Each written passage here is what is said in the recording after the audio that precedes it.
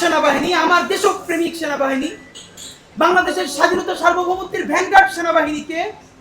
যখন প্রকাশ্য দিবালোকে ঢাকার প্রাণকেন্দ্রে 2 দিন ধরে হত্যা করা শুরু হয় না, তার লাশটা তাপসের গাড়িতে উঠে পুড়িয়ে দেওয়া হয়, তাদের লাশগুলো তাদের স্ত্রী সন্তানরা ড্রেন থেকে টেনে টেনে বের করে, স্ত্রীকে মুহুর্মুহু ধর্ষণ করে তারপরে তার সামনে স্বামীকে হত্যা করা হয়, তখন এই সেনাবাহিনীর 25 জন 30 জন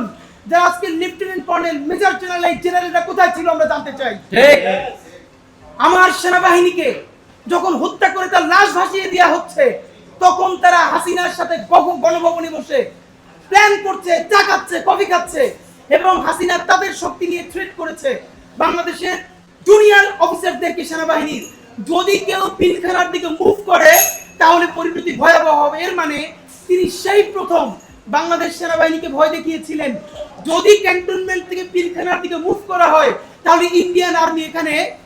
অবস্থান গ্রহণ করবে। আমরা কোন দেশে ছিলাম?